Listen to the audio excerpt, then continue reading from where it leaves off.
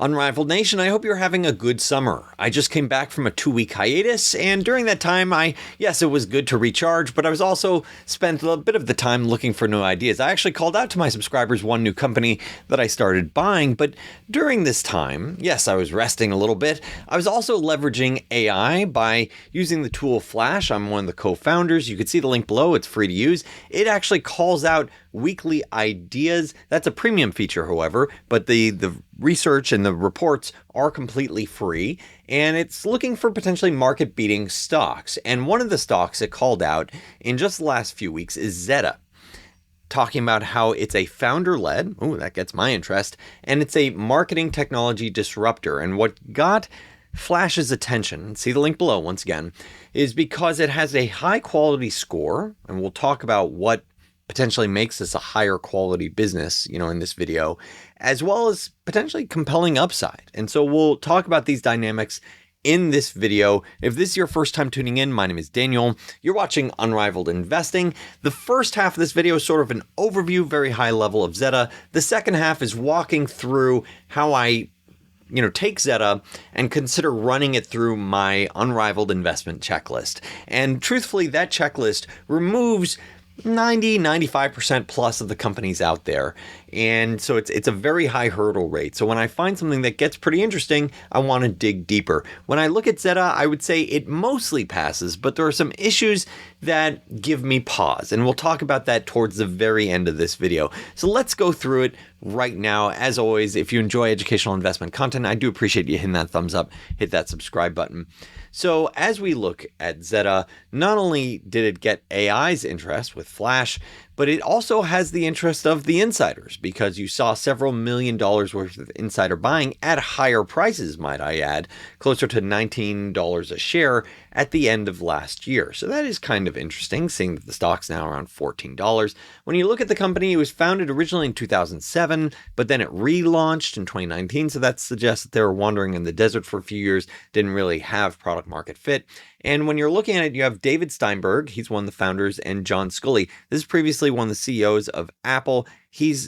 Recently, the news is that he's resigning from Zeta. But when you're looking at this company, they're trying to solve the problem from the chief marketing officer of various different companies, where the chief marketing officer, they might have a limited budget, or their budget might fluctuate, and they're trying to figure out how do they get the best return on investment for their marketing spend? Who should they target? Which market should they go to? And it's challenging. It's a fragmented market. There's a lot of different tools. And this is Zeta's value proposition, where they're looking to help consolidate a fragmented marketing landscape, talking about consolidating the data management, the marketing automation tools, and the programmatic ad platforms like the Trade Desk, putting it all under one platform that can help you leverage and reach customers. And not only reaching the customers, but you having the information that makes it easier for you to figure out who are the customers that you should be reaching in the first place. So, they're saying, look, it's so fragmented, there's so many different ways you can reach a customer. It can be via, email, it can be via mobile, social, website, connected TV, let's say YouTube or streaming. So there's a lot of different ways to do it. And by having one platform that can tackle all these different approaches, it makes it easier for you to acquire, grow, and retain enterprises that are trying to figure out how do you market across these various different, this fragmented landscape. This isn't just, 3 channels that you can market on like it was about, 70 years ago. Now it's so fragmented. Social media sites, mobile, streaming TV. The end conclusion is that if you have a platform that can roll all this information in one place, it could create a lower cost of ownership versus having multiple solutions, which could result in higher return on investment for the marketing solution, for the market, for the enterprises that are marketing.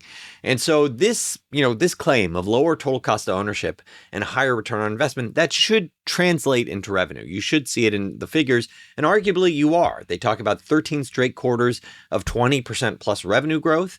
That suggests to me that they're taking market share. That is a green light that I like to see. And 17 consecutive quarters of expanding profit margins or EBITDA margins. So I'd like to see both of these developments. It suggests that there might be some sort of secular tailwind here.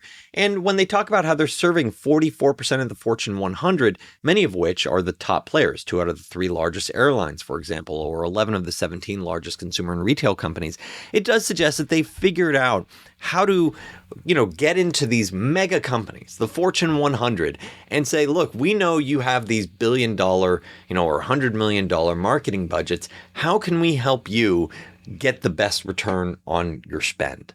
And the fact is that type of growth, that 20%, and these types of clients suggest they might have something that's working and winning. 2 of the 3 largest automotive companies in the world. So this is, I would say, so far, green light, a lot of favorable data points, when we're looking at it, both from the customers and, what management is claiming in terms of the lower cost of ownership, higher return on investment for, the marketing agencies or the enterprises that are looking to market. And looking at the revenue, you're seeing that growth. And not only have they delivered very strong growth from 2020, they had 368 million. Now they're, estimating around 1.2 billion. So that is a multi-bagger in terms of revenue growth. And they're expecting it to continue to grow at a fast clip to around 2.1 billion by fiscal 2028. And they're expecting their free cash flow. This is another element that I like about the company, a company that generates lots of free cash flow. Last year, they did around 130 million in free cash flow. They're expecting to go to around 340 million in 2028. So continued margin expansion expected, continued growth in the next few years. And this is a history of execution. So a lot of these data points suggest they're winning. So what are my thoughts as we run it through my own personal checklist? Well, first of all, none of this is financial advice. And also, quick plug, recently Anil Y upgraded to a premium unrivaled subscription and wrote, I've immensely benefited from all your invaluable ideas and news thus far and looking forward to more in the coming days. This follows Kieran D, who said, gave this service a try and was very impressed. Been investing 5 years now and haven't found anything comparable to what you're providing. He's talking about unrivaled investing. So if you're looking for compelling ideas, come check it out. The prices will not be lower in the future. This is as low as it gets. It's going higher in the future. So looking at the checklist stays the same regardless of the company, whether or not you're looking at a $1 trillion company or a $1 million, nanocap. And so this checklist, as I already mentioned, it's a high hurdle. You're talking about aligned management, compelling valuation, obvious growth, no or limited blow-up risks, and win-win. I think the win-win's fairly straightforward, which is that they're creating these marketing tools that aggregate in a fragmented environment, making it easier for companies to figure out who they should market to in a very fragmented landscape. And it's a lower cost platform versus buying all these tools and trying to get them to work together. And it's translating into above average revenue growth, which suggests they're taking market share. So I think it's a win-win because, it's lower cost, and from the merchant's perspective, they're able to find better places to allocate, their capital to market. So the win-win development or dynamic, that seems pretty straightforward. But let's sort of go bottoms up for win-win now. Next, let's talk about the blow-up risks element. So when we think about blow-up risks, the first one that always comes to mind is debt. And, they have around $200 million of debt. And truthfully, I'm not super worried about that because when you look at the entire balance sheet, you could see that they have a net cash position because their cash is actually closer to 400 million. So, when you're thinking about, can I blow up or, what are the blow up risks for a business? Debt is one of the key ways. There are really 3 ways that you lose generally with investing. It's a company has too much debt, the valuation is too high, or there's some sort of business risk, and that's an umbrella term. So when I'm thinking about these blow-up risks, debt's already off the table, so that certainly helps. And so let's keep going. You can't go bankrupt, or it's very, very, very hard to go bankrupt when you're in a net cash position. However, some of the key risks, and this is pulled from the Flash, once again, the free report on Zeta, the key risks I think to think about are the marketing cycle. So the reality is this is a cyclical industry, and so far, you've had largely a robust economy for the last few years exiting COVID. And so it's nice to see that they've been able to grow. What happens if you're in a, GDP contraction type of territory? Hopefully that doesn't happen, but I think you would be doubly hit in that sort of environment. And looking at their, business, I talked about business risks as one of the key ways that people can blow up as an umbrella term, and one of which is customer concentration.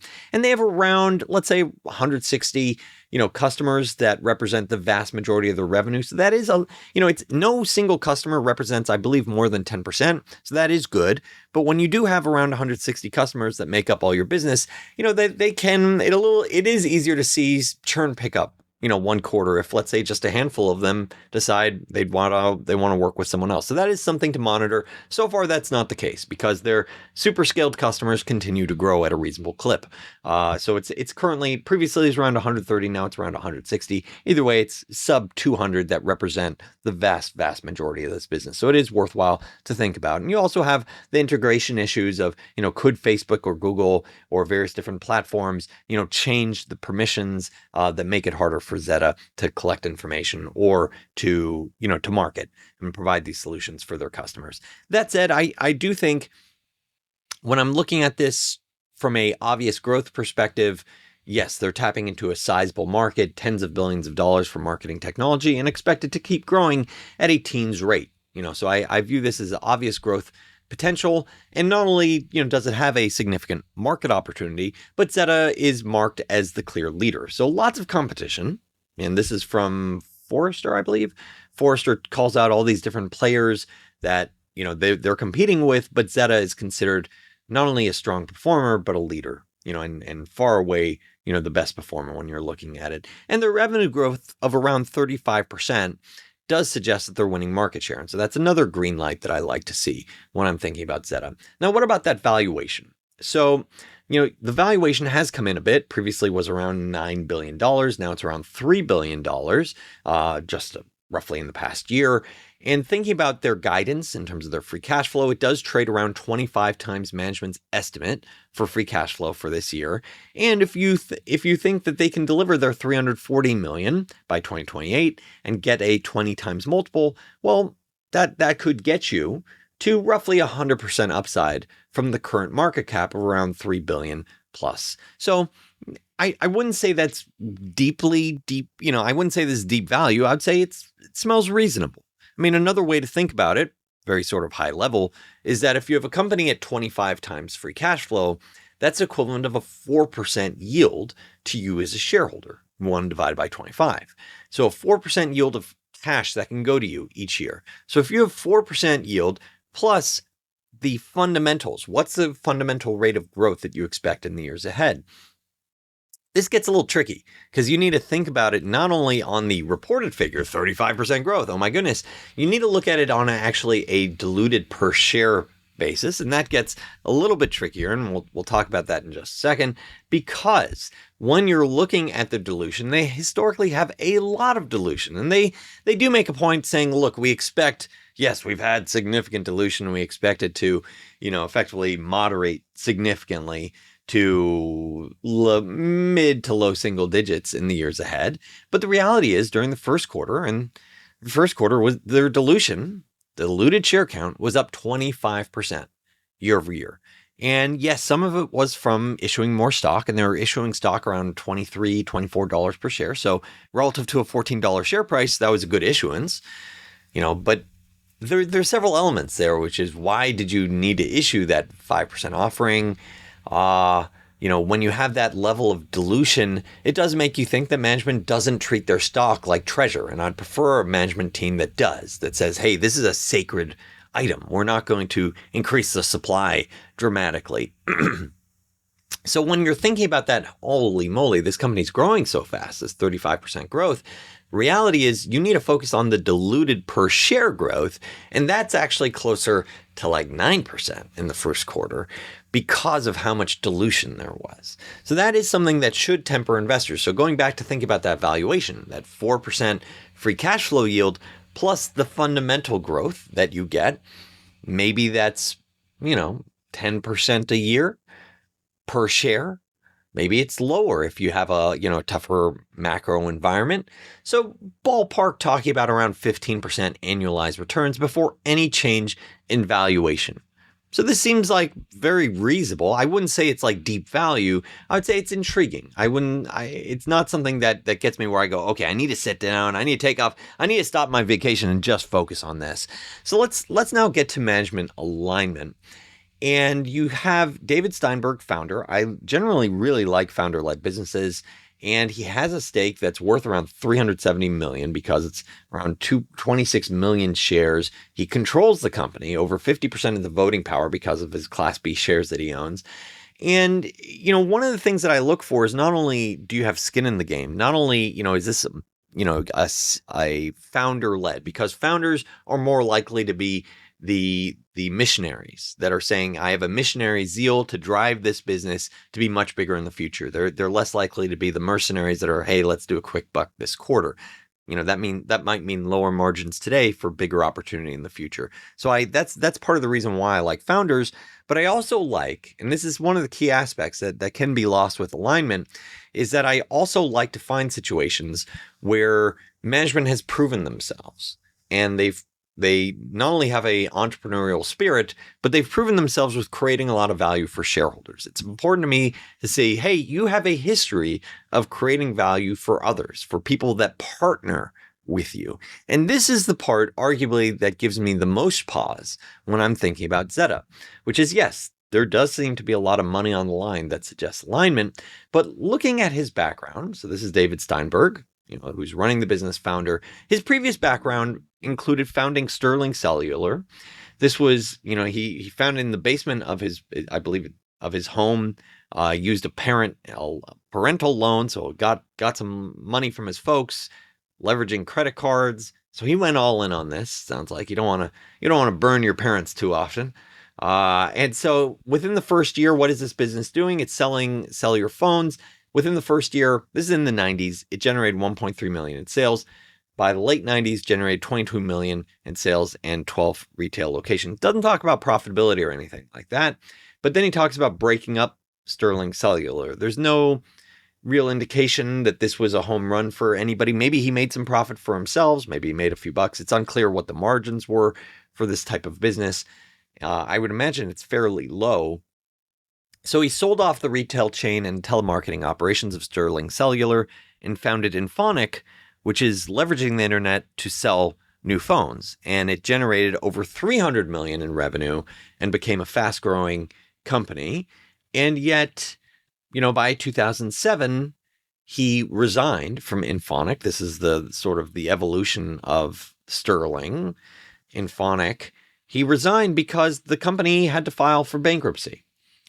And so looking at this development, I don't think Zeta has the risk or a high risk of bankruptcy because it's in a net cash position. But I generally don't like seeing situations where the founder's previous track record resulted in shareholders losing money. So I think in this situation, I'm more inclined to wait and see what happens.